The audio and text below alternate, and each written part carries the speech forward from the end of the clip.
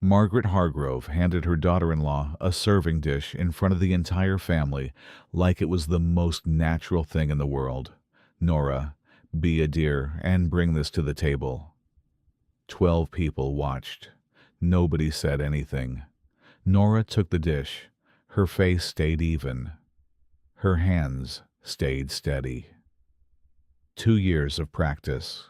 She turned toward the dining table, the long one, the one Margaret had set with the good china, the crystal, the centerpiece that probably cost more than Nora's first car, and started walking. That's when the front door opened. She didn't look up immediately. She was focused on not dropping the dish, on keeping her expression neutral, on getting through the next 4 hours the way she got through all of them, one careful step at a time. Then she heard Margaret make a sound she had never heard Margaret Hargrove make before, a sharp, small intake of breath, like something had surprised her. Nora looked up. Warren Calloway was standing in the doorway of the Hargrove penthouse, in the flesh, looking directly at her, and then, in front of Margaret, in front of Cole, in front of every person in that room. He smiled like he'd been looking for her for a long time and finally found her. "I need to tell you who I was before I became a Hargrove." Because that's the thing they never knew. The thing nobody in that family ever bothered to find out. They saw what they decided to see. A woman from Rockford with a state school degree and sensible shoes, and they stopped looking. And for 2 years, I let them. I told myself it didn't matter. I told myself I married Cole, and not his family's opinion of me. I was right about that. I was wrong about how much the opinion would cost. My name before Cole was Nora Whitfield. I grew up in Rockford, Illinois, not wealthy, not struggling, the particular middle ground where you understand the value of things, because nothing came without someone working for it. My father drove a delivery truck for 30 years. My mother was an office manager for a medical practice. They were the kind of people who paid their bills on time and showed up when they said they would and expected the same from everyone else.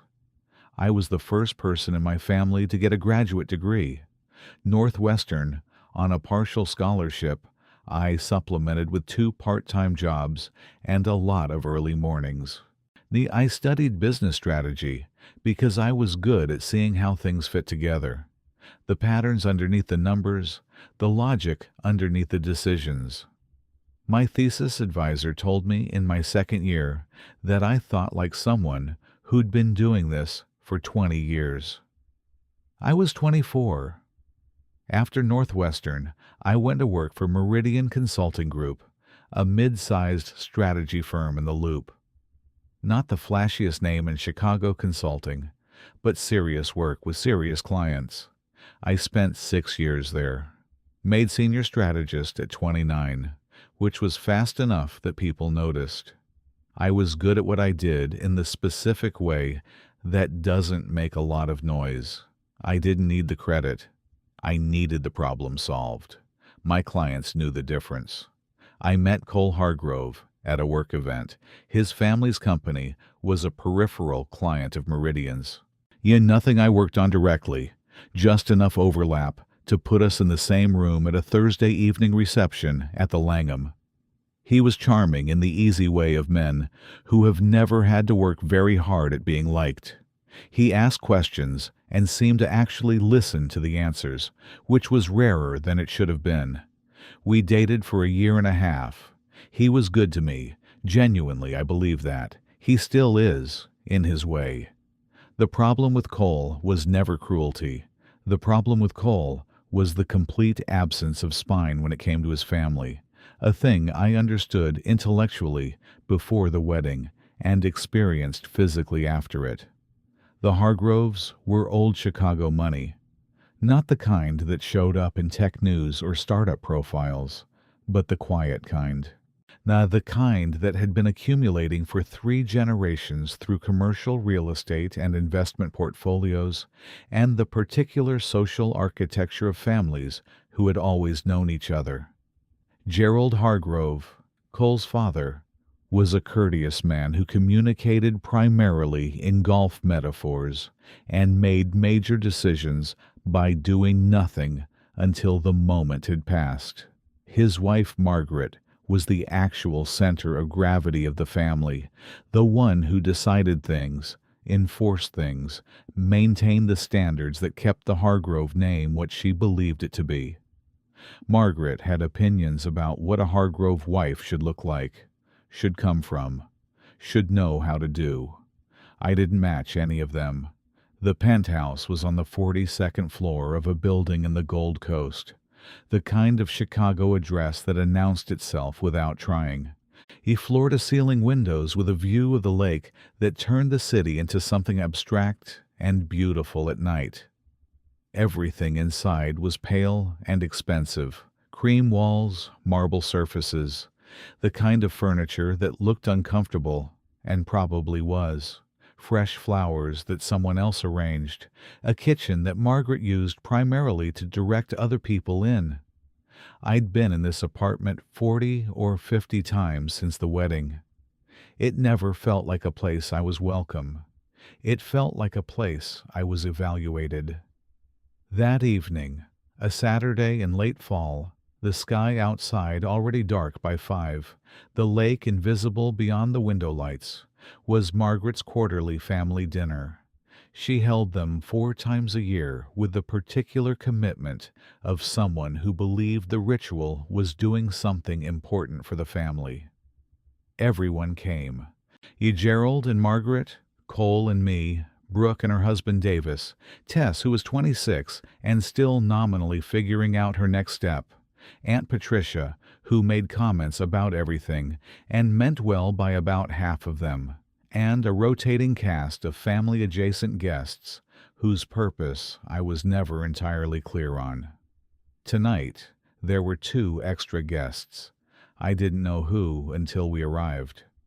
Cole had told me in the car, "Dad's got a couple of business people coming. Nothing big." I'd nodded, put on the cream silk wrap dress that Margaret had once complimented, the only thing she'd ever complimented, and told myself to get through it the way I always got through it. We arrived at 7. The apartment was already warm with people, and the smell of the catered food Margaret had ordered from a restaurant on Rush Street, salmon en croûte, or roasted vegetables, the kind of food that performed elegance rather than achieved it. Someone had opened wine. The kitchen counter held 3 bottles of the same Bordeaux. Margaret greeted Cole first. She always did. A kiss on each cheek, a hand on his arm, the full warmth of a woman whose firstborn son could do no wrong. Nora. A smaller smile, a single nod. Lovely dress. Thank you, Margaret. Brooke and Tess were already there. Brooke in something navy, Tess in taupe, both of them carrying the particular energy of women who had grown up knowing they belonged somewhere and had never had to question it. Brooke gave me a polite hug. Tess smiled in my direction without quite making eye contact. Davis, Brooke's husband, shook my hand and asked about the drive over. He was the only person in the family who talked to me like a normal human being, which I had always attributed to the fact that he'd married into it too. I found Cole a glass of wine and stood beside him while he talked to his father about something related to the building portfolio. I held my own glass and listened and contributed when I had something to add and didn't when I didn't. I was good at this, the managed presence of a woman who had learned to take up exactly as much space as was offered, and no more. An hour in, Margaret appeared at my elbow. "Nora, the caterers left the salmon on the kitchen island. Could you bring it through?" She said it brightly, already turning away. "Be careful with the dish, it's warm." I looked at the kitchen. I looked at the dining room where the table was set, and 12 people were drifting toward their seats. I looked at Brooke and Tess, neither of whom were being asked to carry anything. Cole was across the room, still talking to his father. I went to the kitchen, picked up the dish, heavy, ceramic, genuinely warm through the oven mitts I found in the second drawer, carried it toward the dining room. I was halfway across the living room when the front door opened. One of Gerald's guests, I assumed. I kept walking, eyes on the dish, focused on the table. Then Margaret made that sound. I looked up. The man in the doorway was tall, silver-haired at the temples, wearing a charcoal suit that fit the way suits fit when they're made for you specifically. He had the particular quality of someone who walked into rooms and changed their temperature without saying anything. Not aggressive, just present in a way that registered before your brain caught up with your body. Warren Calloway, in person. I knew his face from 3 years' worth of business coverage, from the profile in the Tribune, from the photo on the wall of the Meridian conference room next to the framed write-up about the Callaway Capital engagement. I knew his face because I had spent 14 months doing the analytical work that underpinned the restructuring strategy that saved his company $40 million and probably his CEO tenure. I had never met him. The work had gone through senior partners.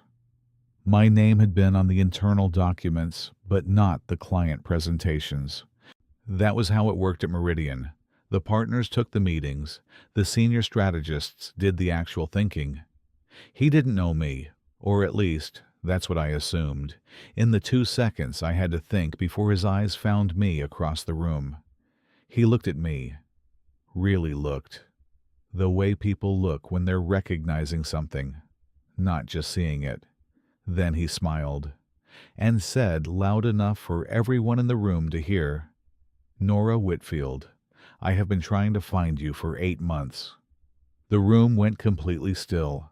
I was standing in the middle of the Hargrove living room, holding a serving dish of salmon en croûte, wearing my cream silk dress, with Margaret Hargrove 3 feet to my left, and Cole frozen across the room, and 12 people suddenly and completely silent.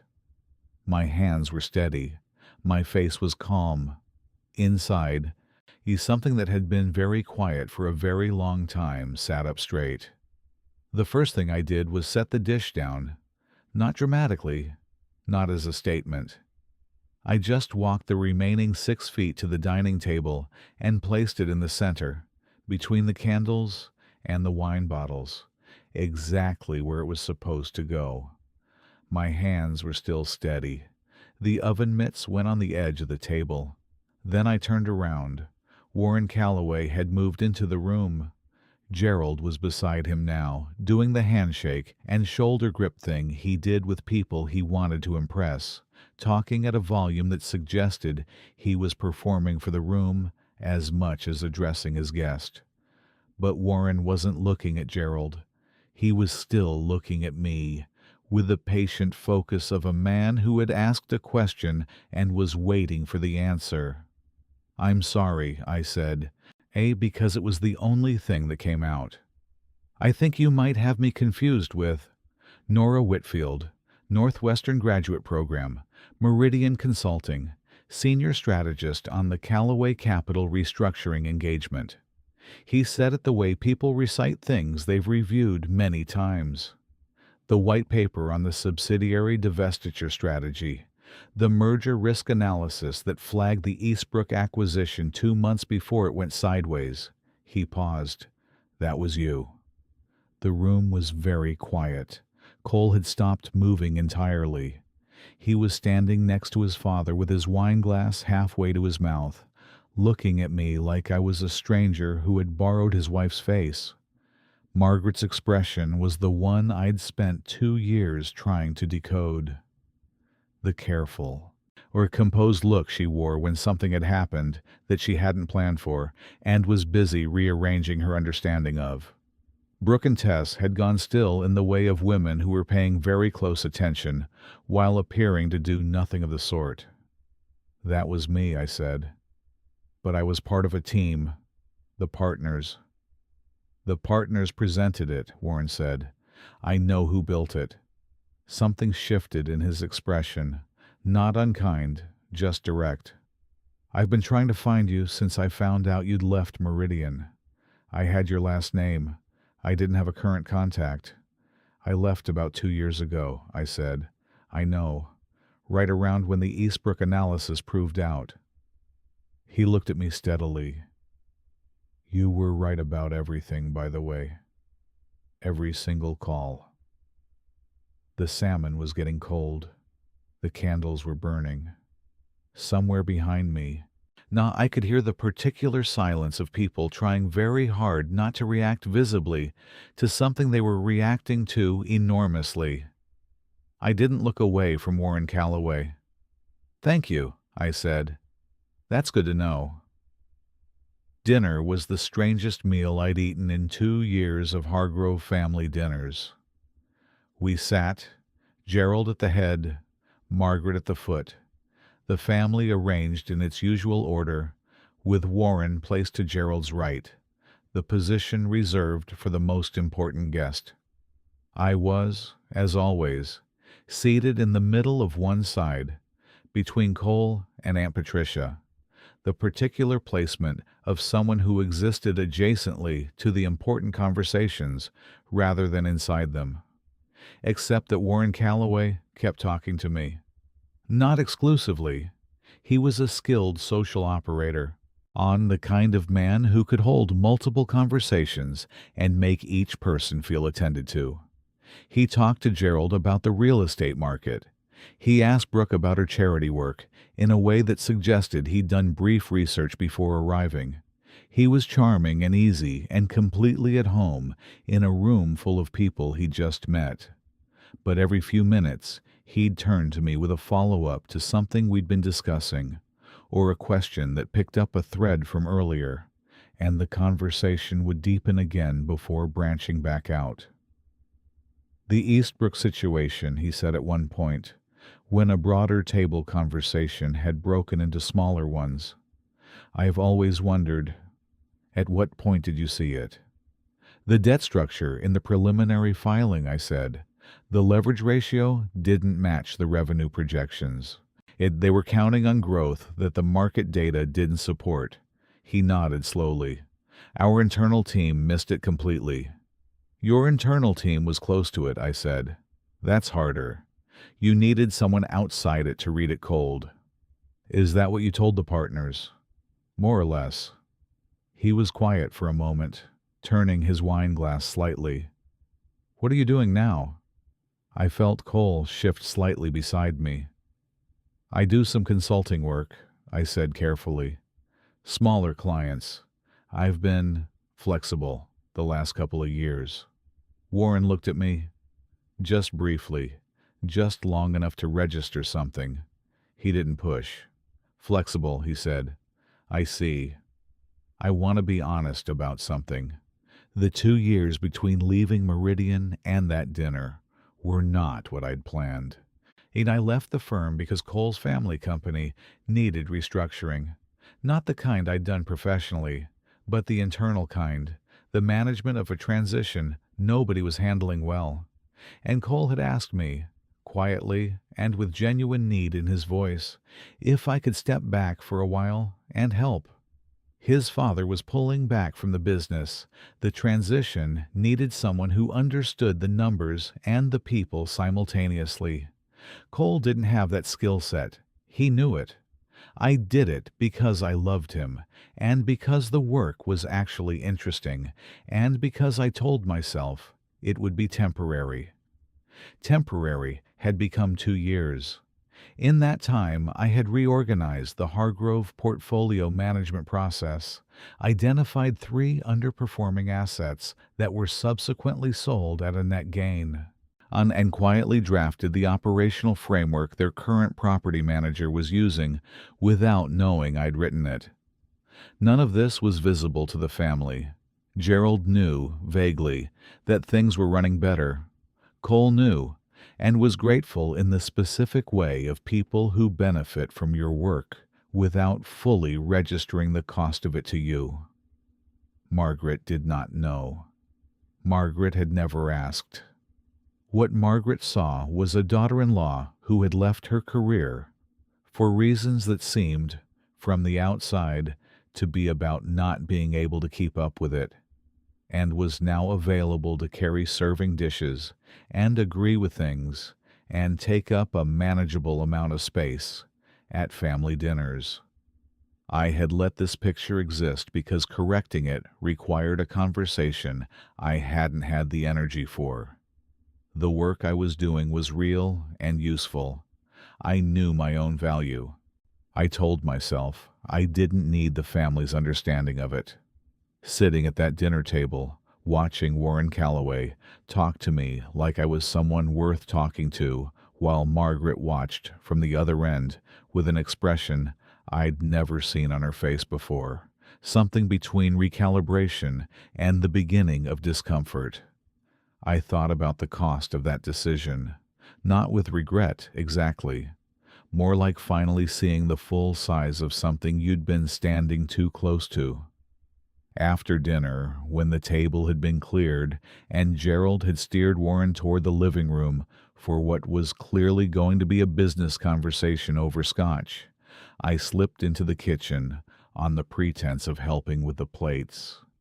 Tess was already there. She was at the sink, running water over a wine glass, and she looked up when I came in with an expression I hadn't seen from her before either. "So," she said. "So," I said. I set the plates on the counter. Tess turned off the water. The kitchen was quiet, except for the sound of voices from the living room. Gerald's low and deliberate. Warren's carrying the easy confidence of a man who didn't need to project. "The white paper thing," Tess said. "The restructuring. That was actually you?" "It was a team effort," I said. "Nora." She said my name the way people say it when they want you to stop being modest and answer the question. "Yes," I said. "It was me." Tess looked at the wine glass in her hand for a moment. She was 26, the youngest Hargrove, still figuring out who she was outside the family shape that had been handed to her. I had always found her easier than Brooke, less armored, more uncertain, which meant there was something real underneath.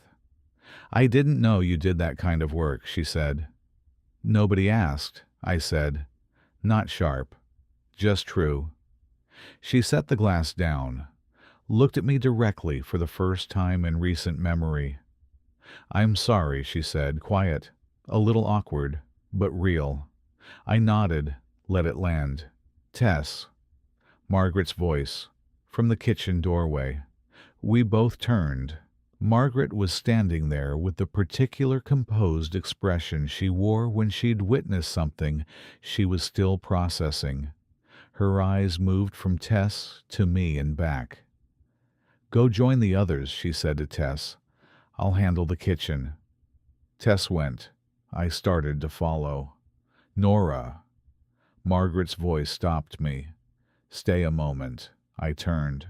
She was looking at me with an expression I had never seen in 2 years of Sunday dinners and holiday gatherings and quiet evaluations. Not warm, not yet, maybe not ever. But something had shifted in it, like a piece of furniture moved slightly in a room you thought you knew. "Warren Calloway," she said. "You worked with him." I worked on his company's restructuring.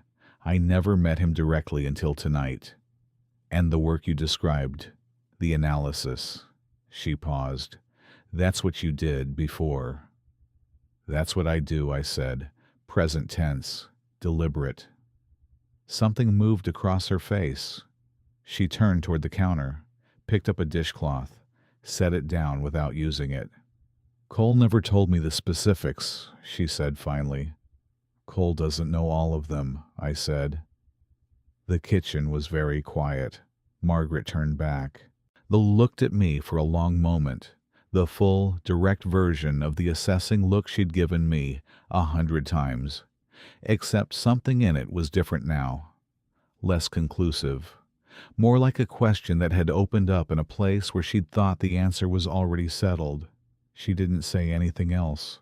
I walked out of the kitchen and back into the living room, where Warren Calloway was talking to Gerald about market cycles, and Cole was standing near the window looking at the lake, and Brooke and Davis were on the couch with their second glasses of wine, and Aunt Patricia was telling someone a story that had started somewhere else entirely.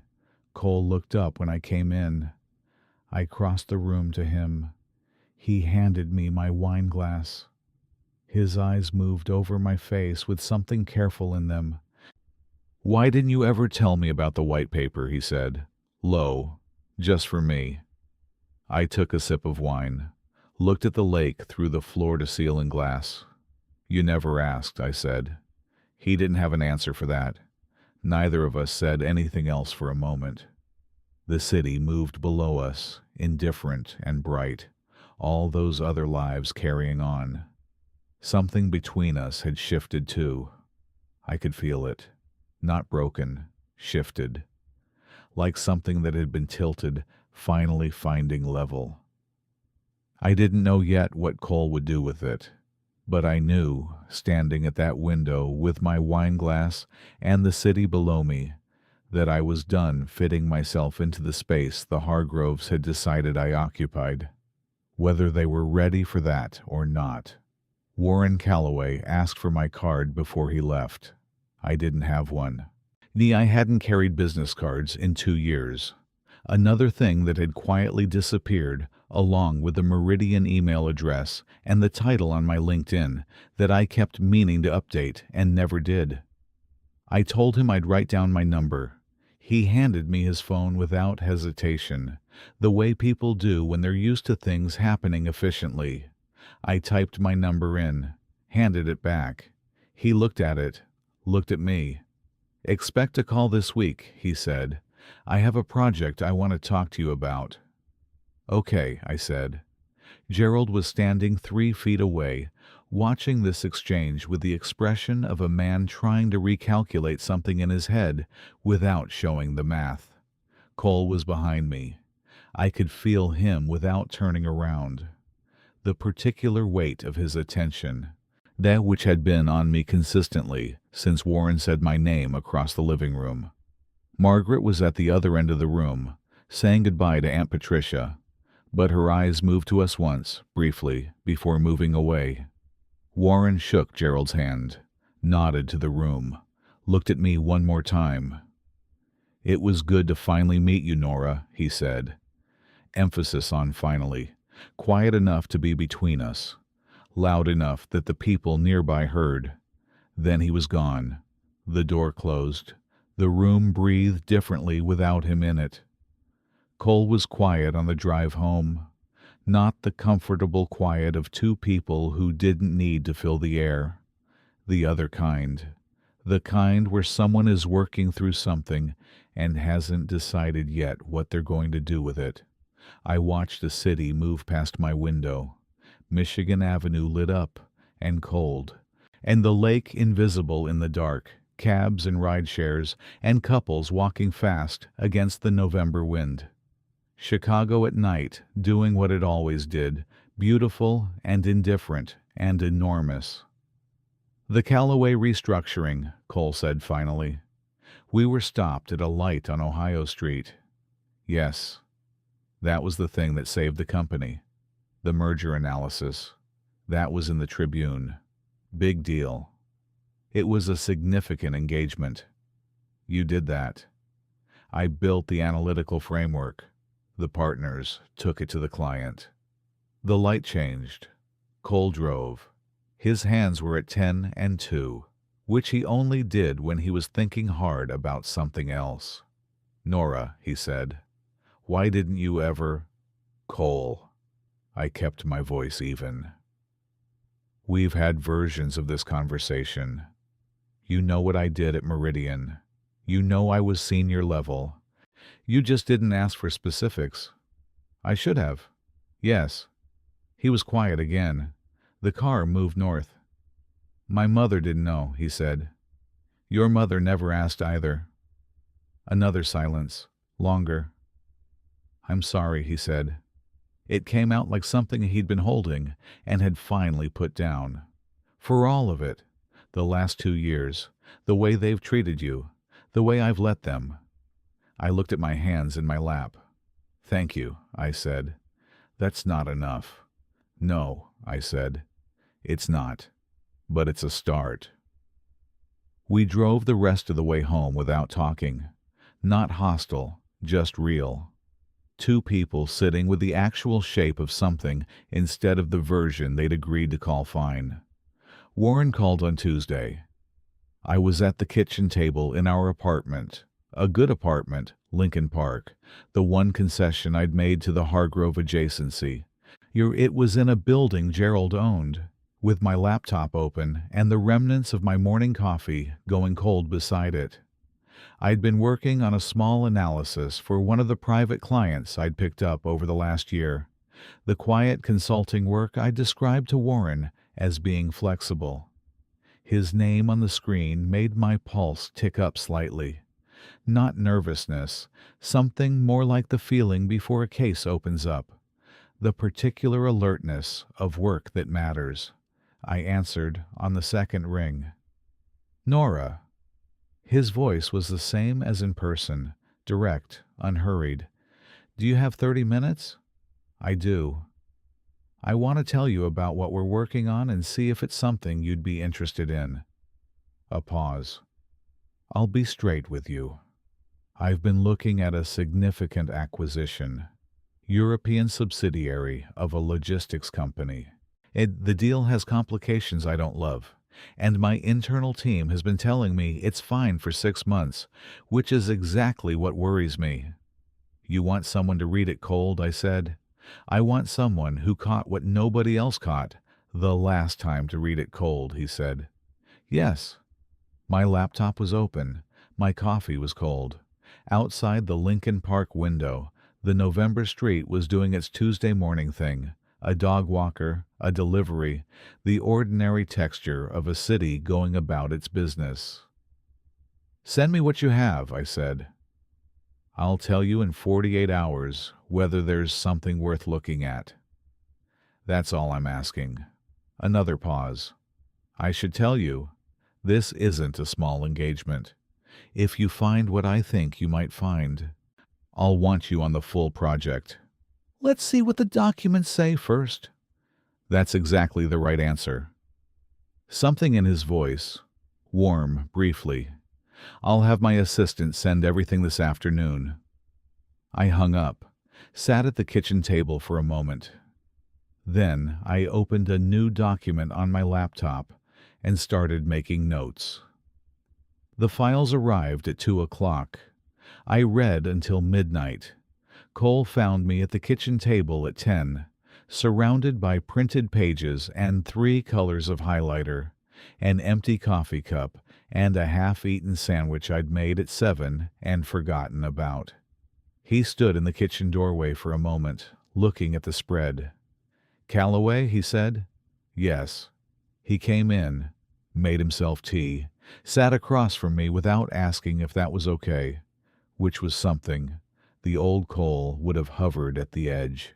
And he looked at the pages closest to him without touching them. What are you finding? He asked. Possibly something, possibly nothing. I picked up the highlighter. The revenue figures for the subsidiary's eastern operations don't match the pattern of the parent company's reporting. It could be a structural difference. It could be something else. Something else meaning what? Meaning someone built this deal to look cleaner than it is. Cole was quiet for a moment. Is it fixable? Depends on how deep it goes. I looked at the pages, and on whether Warren wants to fix it or walk away from it. What would you recommend? I looked up at my husband across the kitchen table. He was asking me seriously, not making conversation, not being supportive in the performative way. Actually asking, Depends what I find in the next layer, I said. Yash, ask me Thursday. He nodded, picked up his tea, stayed at the table. We worked, him on something on his own laptop, me on the documents, until almost midnight, when I finally pushed back from the table and said I needed to sleep before I started reading things that weren't there. Nora, Cole said, as I was closing my laptop. I looked at him. I want to do this differently, he said. Us. How we've been operating. His jaw was tight in the way it got when he was making himself say something uncomfortable. I've been letting my family define the terms of our life, of how they treat you. I've told myself it was easier, and I knew it was a lie, and I kept doing it. The kitchen was quiet. The apartment building hummed with its late-night self. An elevator, someone's television 2 floors up, the faint sound of the street below. What do you want to do differently? I said. I want you to be visible, he said. In your work. To my family. I want them to know who they've been dismissing. A pause. I want to stop pretending I don't see it, because seeing it means I have to do something about it. I looked at my husband. At the man I'd married, who was good in the ways I'd always known, and weak in the ways I'd always known, and who was sitting at the kitchen table at midnight, finally saying the thing that should have been said a year ago. Okay, I said, okay. It's a start, Cole. I picked up my laptop. Don't just say it. I went to bed. He stayed at the table for a while longer. I could see the kitchen light under the bedroom door when I woke briefly at 2. He was still thinking. Good. Margaret called on Wednesday. I almost didn't answer. Not out of avoidance. I just wasn't expecting it. Margaret and I didn't have a phone relationship. She communicated through Cole, or through the formal machinery of family event invitations, or through the pointed silence of things she didn't say directly. Her name on my phone at 10 in the morning was a new thing entirely. I answered, Nora.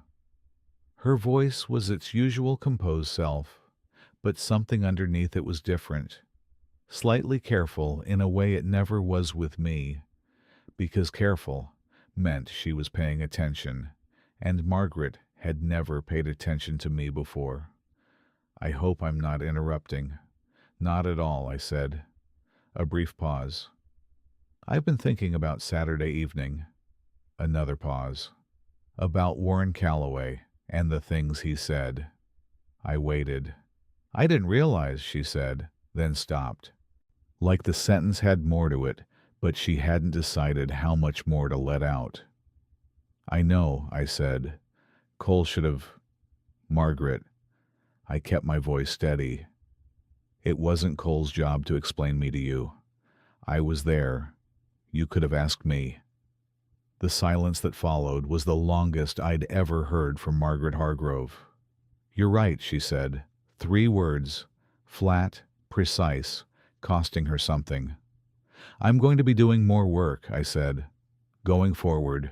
Real work, with clients, visibly. I wanted you to know. Yes, she said. I think that's... Yes. Not warm, not an apology, not anywhere near enough if I was keeping score.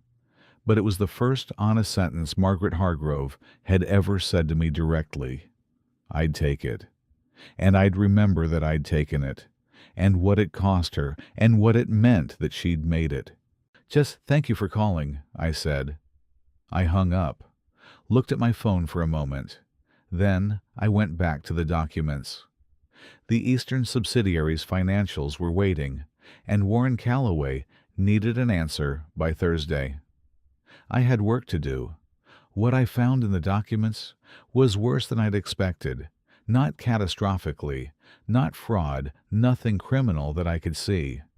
But the deal had been structured by someone who understood exactly how to make leverage look like equity, and the Eastern subsidiary's projected revenues were built on a client retention assumption that the actual contract data didn't support.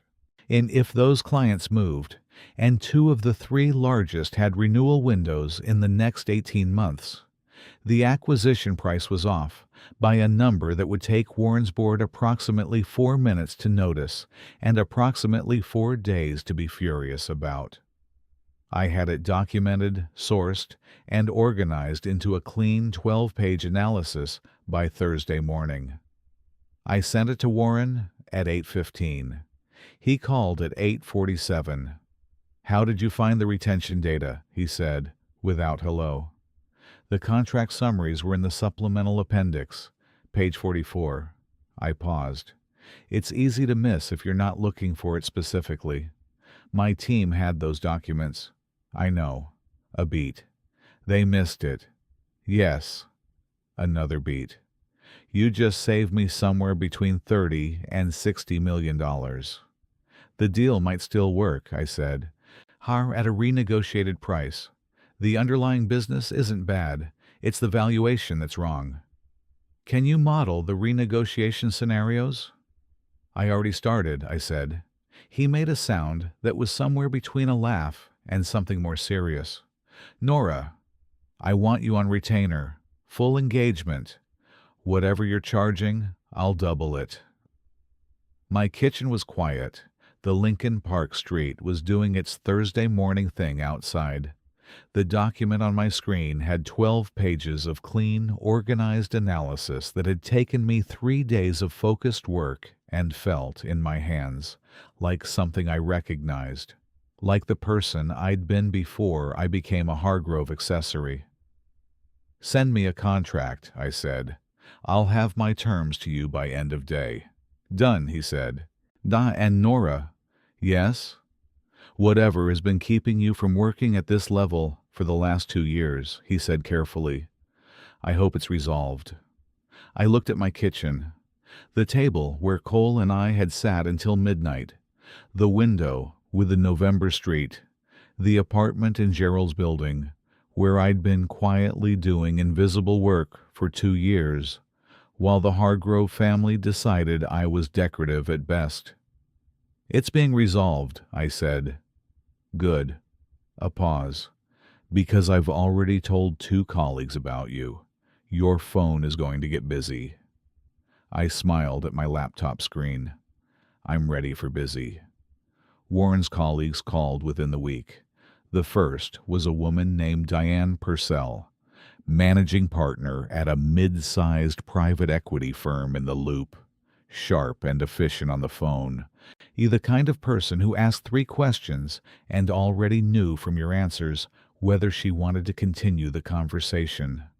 She did want to continue it. She had a portfolio company with a board governance problem she'd been trying to diagnose for 6 months, and nobody had given her an answer she trusted. I had it diagnosed in 4 days. The second was a man named Stuart Briggs, CFO, of a family-owned manufacturing company in Evanston that was preparing for a generational transition and needed someone to model the tax and operational scenarios before they brought in the lawyers. That one took 2 weeks and produced a 40-page analysis that Stuart forwarded to his attorney with a note I wasn't supposed to see but did, which said simply, "This is the clearest thinking I've seen on this problem." By the time the third call came in, I had reorganized my home office, updated my LinkedIn, printed new business cards, and told Cole that I needed the second bedroom back.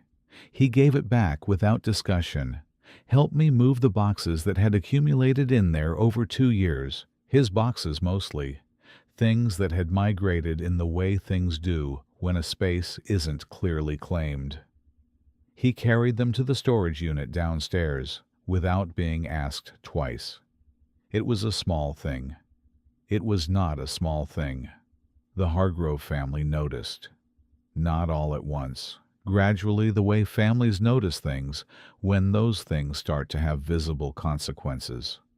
Gerald noticed first, because Gerald paid attention to business, even when he pretended to be absorbed in golf metaphors.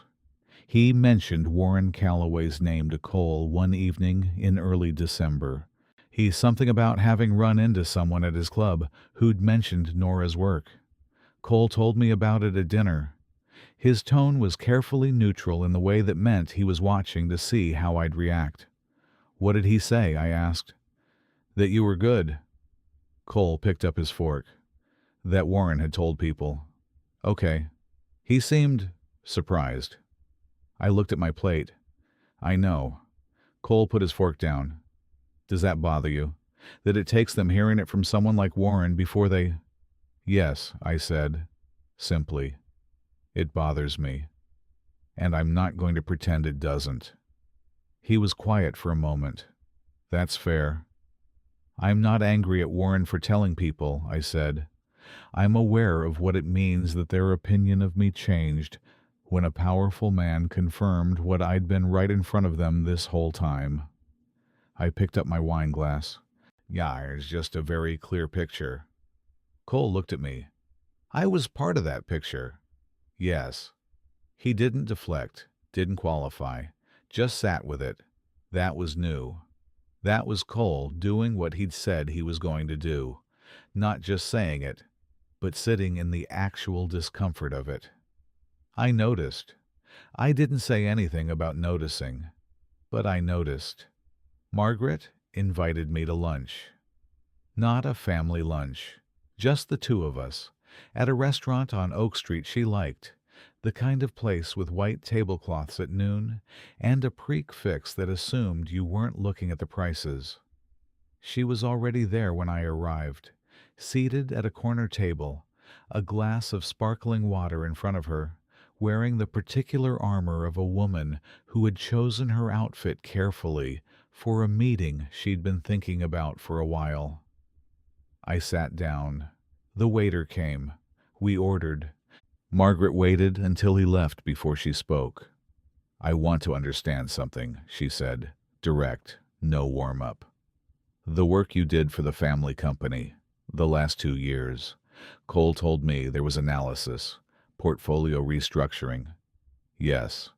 "He said you identified 3 assets to sell." "I did.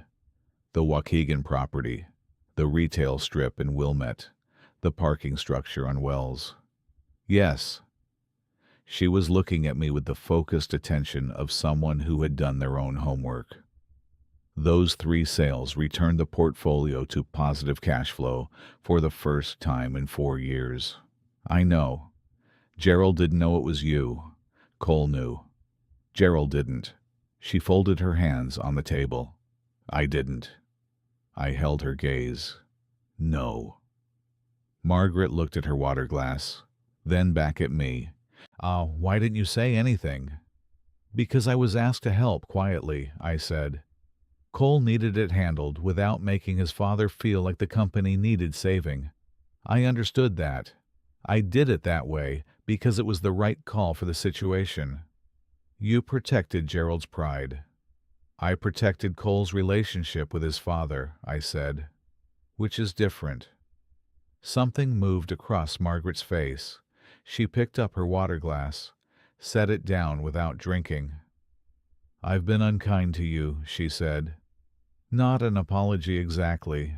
Margaret wasn't built for the full architecture of apology, but it was the plainest, most direct thing she had ever said to me, and she said it while looking me in the eye, which cost her something visible.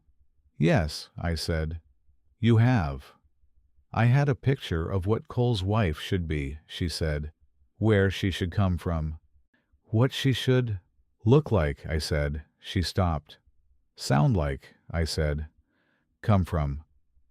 "Margaret, I know what the picture was. I've known since the first dinner." She was quiet. "I'm not what you pictured," I said. "I'm not from your world. My father drove a delivery truck. I went to Northwestern on scholarship and worked 2 jobs to stay there. I don't come from money, and I don't come from your particular set of expectations." I kept my voice even, factual. "But I am exceptionally good at what I do. I love your son. And I spent 2 years making your family's portfolio viable while you handed me serving dishes. The restaurant moved around us, silverware, low music, the murmur of other conversations. Margaret's jaw was very tight. "You're right," she said, second time. Those same 3 words. They cost her more this time. "Oh, I know," I said. The waiter brought our first course. We ate. The conversation moved, carefully, neither of us pushing past what had just been said, letting it sit in the room between us. Margaret asked about the Calloway project in the way she asked about things she was genuinely curious about, but approaching at an angle. I answered directly. She listened in a way she hadn't before, not waiting for her turn to speak, actually listening. By the end of lunch, we had not become close. That wasn't going to happen in 90 minutes over prefix on Oak Street. But something had been said that hadn't been said before, and both of us knew it. And neither of us pretended otherwise. At the door, Margaret paused. "The Christmas dinner," she said. "Next week, I'd like you to sit at my end of the table. Not at the middle of the side, between Cole and Aunt Patricia. At her end." I looked at her. "Okay," I said. She nodded once, pulled on her coat, walked out into the December cold. I stood at the restaurant door for a moment, watching her go. The straight back, the composed walk. The woman who had decided something and was already moving forward from it. It wasn't enough. I needed to be clear with myself about that. One lunch and a better seat at Christmas dinner was not proportional to 2 years of being treated as furniture. I wasn't going to pretend otherwise, but it was real. And Margaret Hargrove doing real was rarer than her doing polished. I could tell the difference. The thing I didn't know was happened on a Thursday. Brooke called Cole. I know this because Cole told me about it that evening. He's sitting at the kitchen table with his laptop closed and the particular expression he wore when something had happened that he wasn't sure how to present. "Brooke called me today," he said. "Okay. About you." He looked at the table. "About the Calloway thing. About what Dad told her. About the portfolio work." He paused. "She's processing." "Processing how?" "She said she feels like she didn't know who you were." He said it carefully. I told her that was because she didn't ask. I looked at him. "You said that to Brooke?" "Yes." Brooke was not Tess. Brooke was the elder sister, the one who had taken on most of her mother's particular set of judgments and carried them efficiently. Brooke saying she felt like she didn't know who I was, and Cole pushing back, was not a small thing. "What did she say?" I asked. She said she'd like to have coffee. With you, if you're willing." I thought about it. "Tell her I'll think about it," I said. Cole nodded. "That's fair." I looked at the window. December outside, the street lit with the particular warm cold of the city in winter. People moving fast in coats, their breath visible. Something was shifting in the family. I could feel it, the way you feel a change in pressure before weather arrives. And I was glad of it, genuinely.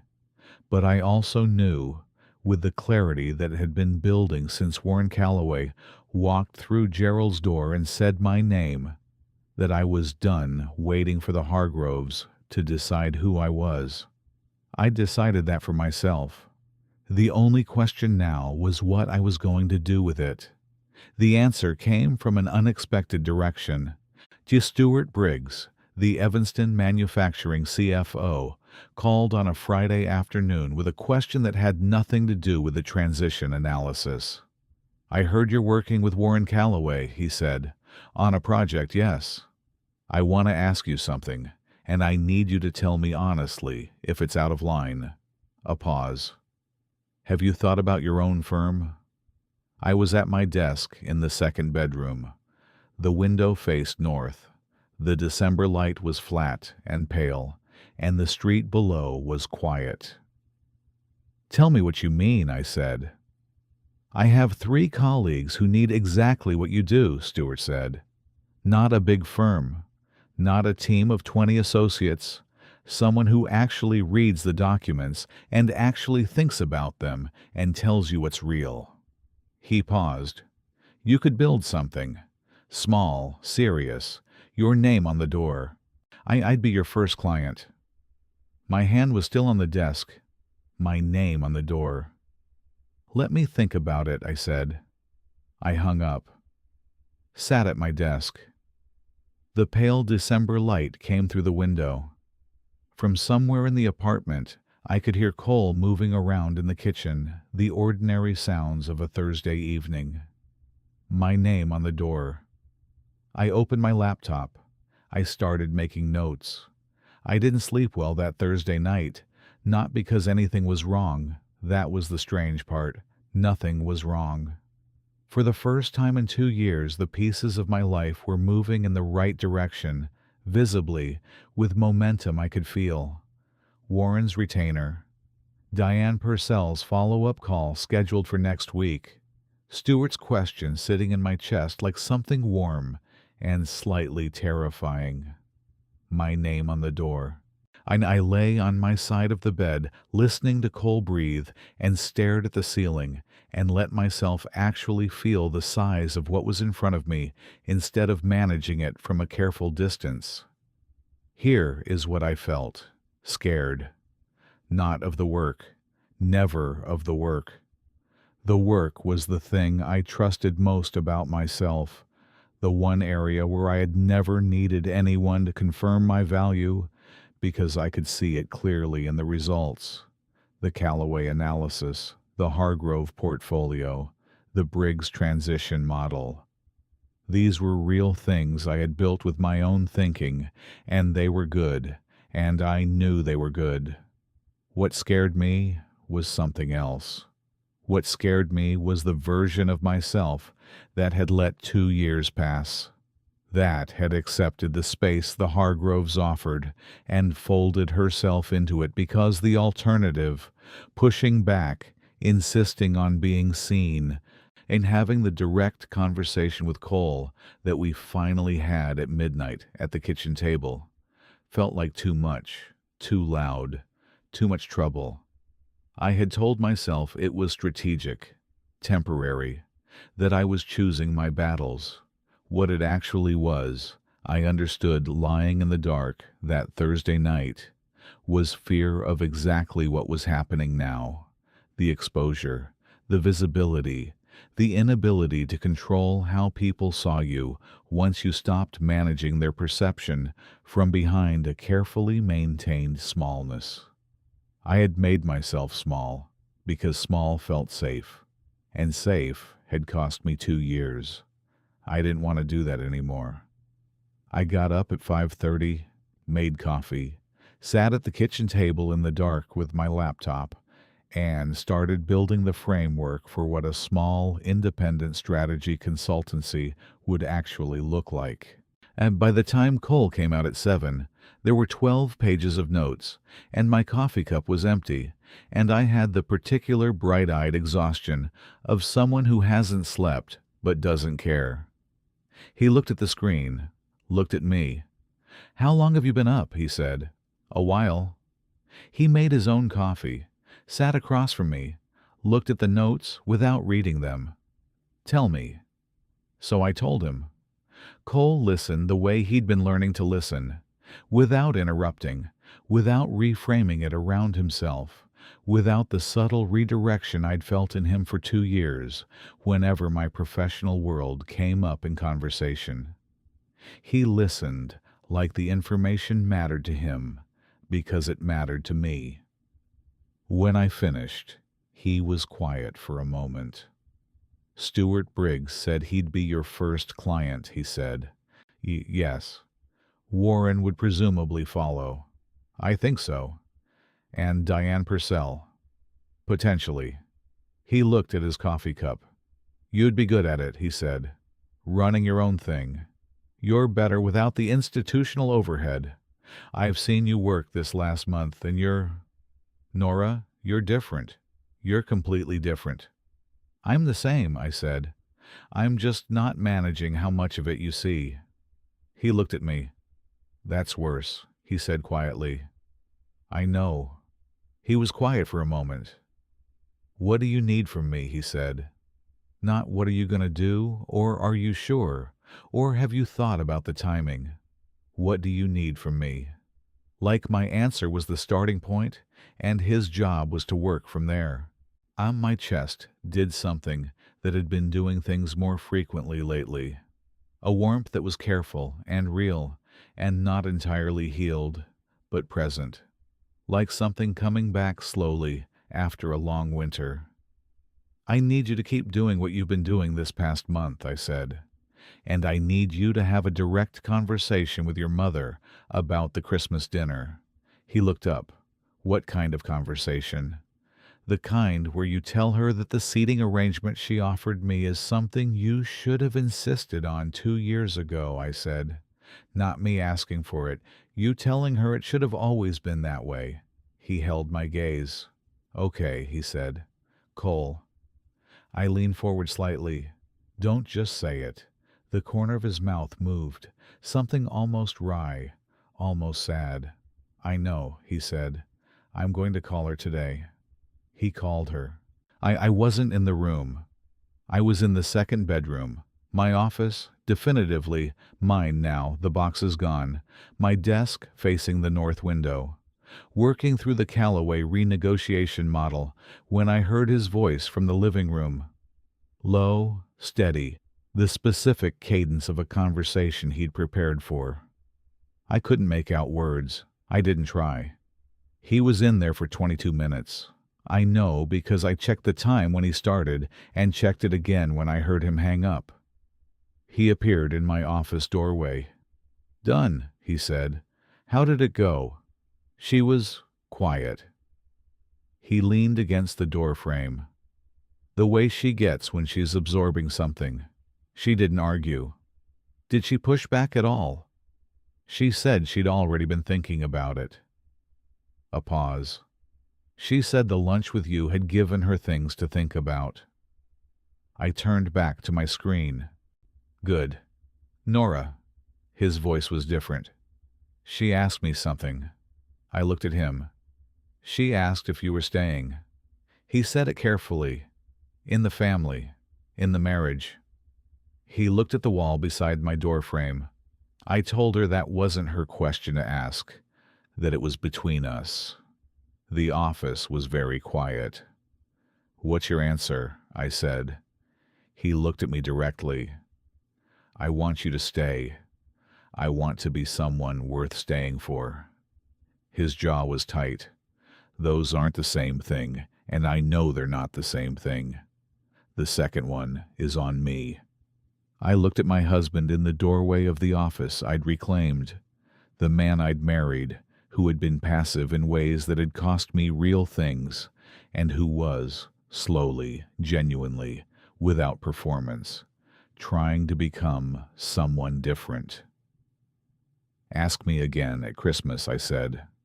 Not cruel, not a punishment. Just honest. I wasn't there yet, and I wasn't going to pretend I was. He nodded. "Okay." He went back to the living room. I went back to the renegotiation model. We were both doing the work. The Christmas dinner was the week before the holiday. The apartment was the same, floor-to-ceiling windows, pale walls, the lake invisible in the winter dark. Rosa's flowers replaced with Margaret's Christmas arrangement, white and silver, the kind of thing that looked effortless, and wasn't. Gerald at the head. The family in its usual positions, except mine. Margaret had placed me at her end of the table. To her left, which was, in the architecture of Margaret Hargrove's seating arrangements, the position of someone she was choosing to have close. I sat down. Margaret looked at me briefly, nodded once. Across the table, Brooke was watching, and her expression was careful in the way it had been since Cole had told her I'd think about coffee. I'd texted her the previous week, yes, to coffee, January, after the holidays. Her reply had been immediate and slightly awkward and genuine, which was more than I'd expected. Tess caught my eye from down the table and smiled. Small, real. The smile of someone who felt they'd been a small part of something and wasn't sure if they'd done enough, but was glad the something had happened. Davis gave me a quiet nod from across the room that meant he'd noticed the seating and understood what it represented. Cole was beside me. His hand found mine under the table briefly. Not a performance. The table was too long for anyone to see. Just for a second. Just enough. I squeezed once, let go, picked up my wineglass. The dinner was almost over when Gerald's phone buzzed. He looked at it. His eyebrows moved in the way they moved when something surprised him. He glanced at me, then back at his phone, then at the table generally, with the expression of a man deciding whether to share something. "Warren Calloway just texted me," he said. He sounded slightly bemused. He wanted to make sure Nora was enjoying the holidays. Gerald looked at me. He says, and I'm quoting, "Tell her the board approved the renegotiated terms today. Full credit to her analysis. She should know." The table was quiet. Margaret set her wineglass down. Gerald looked at me with an expression I had never seen from him in 2 years. Not performing warmth. Actually recalibrating. "He said the renegotiated deal saved the company $62 million, Gerald said, and that the flaw was invisible to his entire internal team. Aunt Patricia made a sound.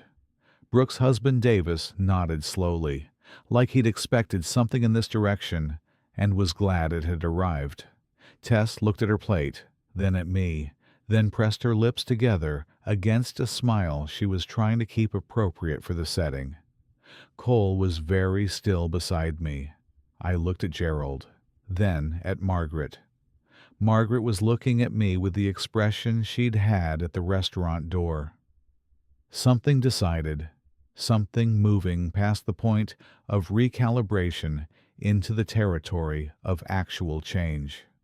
Her jaw was set, her back was straight, and in her eyes, just briefly, just for a moment, was something that looked, if I was reading it right, like the beginning of genuine respect.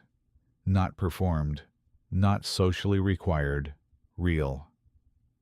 "Nora," Gerald said. He set his phone down, looked at me directly. "I owe you an apology, a real one." He glanced at Cole, briefly, something passing between father and son, and then back to me. "For the portfolio work, for not asking, for letting things be the way they've been." He paused. "That was wrong." The room was very quiet. I looked at Gerald Hargrove, a man who was not built for apology any more than his wife was, saying one plainly and publicly at his own Christmas table. "Thank you, Gerald," I said. "What are you building?" he said. Cole mentioned, "Your own firm?" "I'm working on it," I said. "I'd like to hear about it," he said. "When you're ready." I nodded. Margaret reached for the wine bottle, refilled my glass first, before her own, before Gerald's, before anyone else's. Small, deliberate. The kind of gesture that only means something if you know what it cost. I let her fill it. "Thank you, Margaret," I said. She set the bottle down, picked up her own glass. "Of course," she said. I filed the paperwork for Whitfield Strategy Group on a Tuesday morning in January. Not Hargrove. Whitfield. Cole was at the kitchen table when I did it, sitting across from me with his own coffee, watching me click through the Illinois Secretary of State's business registration portal with the focused attention of someone who understood what the moment meant. When the confirmation screen came up, He didn't say anything for a second, just looked at it. Then, "Whitfield." "Yes," I said. He was quiet for a moment. "Your name." "My name," I said. "The one I built things under. The one Warren was looking for." He nodded slowly, and something moved across his face. Not hurt. I watched carefully for hurt, and it wasn't there. Something more considered than that. The look of a man who understood the choice, and understood what it said, and was deciding to stand behind it rather than in front of it. "It's the right name," he said. "Yes," I said. "It is." He pushed my coffee cup toward me. I picked it up. We sat at the kitchen table in the January morning light and didn't need to say anything else about it.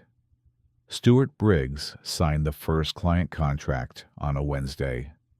Warren Calloway signed the second on the following Monday, a formal retainer agreement that his assistant sent over in a document that had been reviewed by 3 lawyers and was, I noted, extremely fair. I had my own lawyer review it, a woman named Carol Huang, who'd been recommended by Diane Purcell and who read contracts the way I read financial documents, with the particular focus of someone who understood that the interesting things were always in the details. Carol called me after she'd reviewed it. "This is clean," she said. "He structured it to protect you as much as himself. That's not standard." "No," I said. "It's not." "You trust him?" "I trust his work," I said. "And I trust that he understands value when he sees it." "Good enough," Carol said. "Sign it." I signed it. Diane Purcell came in as the 3rd client the following week, a formal engagement on the portfolio company governance issue, with 2 more potential projects she mentioned as likely to follow. By the end of January, Whitfield Strategy Group had 3 clients, a revenue projection that made me sit very still at my desk for several minutes when I finished the model, and a name on a door that was currently metaphorical, but that I was already thinking about making literal. The 2nd bedroom had officially become inadequate. I had coffee with Brooke on a Thursday in late January. She chose a place in Lincoln Park, a coffee shop, not a restaurant, which I thought was probably deliberate. Neutral ground. No performance of a meal, no prefix, no Margaret's particular brand of formal setting. Just 2 chairs and 2 cups and whatever we were going to manage to say to each other. Brooke was already there when I arrived. She looked different from the woman with her arms crossed at the Christmas dinner, still put together, still Brooke. Still carrying the particular posture of a Hargrove woman who had been raised to present well, but underneath it, something uncertain, something that was trying. "Thank you for coming," she said. "Of course," I said. We ordered, sat. The coffee shop was warm and a little loud, which was actually helpful. It made silence feel less weighted. "I've been trying to figure out what to say," Brooke said. She wrapped both hands around her mug. "I've been going back over the last 2 years, and I keep landing in the same place. Which is, I made assumptions about you." She looked at her coffee. "And then I made those assumptions into a decision about who you were, and I never checked whether the decision was right." She looked up. It wasn't. I looked at this woman who had been, for 2 years, one of the colder presences in my peripheral vision, who had inherited her mother's evaluating eye and used it the same way, who was sitting across from me now with her hands around a coffee mug, looking genuinely uncomfortable and choosing to stay in the discomfort rather than dress it up. "No," I said. "It wasn't. I'm sorry, Nora." Direct, simple. "Not for being cautious about who Cole married. I think that's fair. That's what family does. But for deciding you weren't enough without knowing what enough meant for you." She paused. You were right in front of us the whole time. I was, I said. I want to do better, she said. If you'll let me. I looked at her for a moment. At the effort this was costing her. A woman not built for vulnerability, trying it anyway. I'll let you, I said. But Brooke, it has to be real. I don't need another performance of being included. I need actual inclusion. I know the difference, she said. Show me, I said. Over time. She nodded, took a sip of coffee. The conversation moved, carefully, finding its feet, neither of us pretending we were further along than we were. We talked about her charity work, which turned out to be more substantive than I'd given it credit for. We talked about her daughter, who was 8 and apparently wanted to be an engineer, which made me smile genuinely enough that Brooke noticed. She'd like you, Brooke said. She likes people who know things. I'd like to meet her sometime, I said. Brooke smiled, real, uncertain at the edges, working. We left after an hour and 15 minutes, which was longer than I'd planned, and felt like exactly the right amount of time. On the sidewalk, she hugged me, brief, a little awkward, entirely genuine. January was a lot, she said, pulling back. It was, I agreed. Is it going to keep being a lot? I looked at this woman, this complicated, imperfect, genuinely trying woman who was part of the family I'd married into and was going to be part of my life for as long as Cole and I were what we were. Probably, I said, but the good kind of a lot. She laughed, surprised, real, the laugh of a woman who hadn't expected to mean it. Cole asked me again at the end of January, not at a dinner, not with an audience, not as a performance of any kind. We were in the kitchen on a Sunday morning, the particular slow ease of a Sunday that has nowhere to be, eggs on the stove, coffee already made. The January light coming through the window at the angle that made the apartment look warmer than it was. He was at the stove. I was at the table with a document I was reviewing. Ordinary, quiet, the normal texture of a life we were rebuilding from the inside out. He turned off the burner, plated the eggs, set them on the table, sat down across from me. I've been doing the work, he said. Not looking for credit, stating it the way you state a fact that's the foundation of a larger question. The therapy, the conversations with my mother, the way I show up for you. I know it's not enough yet. I know I'm still building trust I should never have lost. He looked at me directly. But I want you to know that I'm not doing it to get a particular answer. I'm doing it because it's who I want to be. The eggs were getting warm between us. The Sunday city was doing its Sunday thing outside.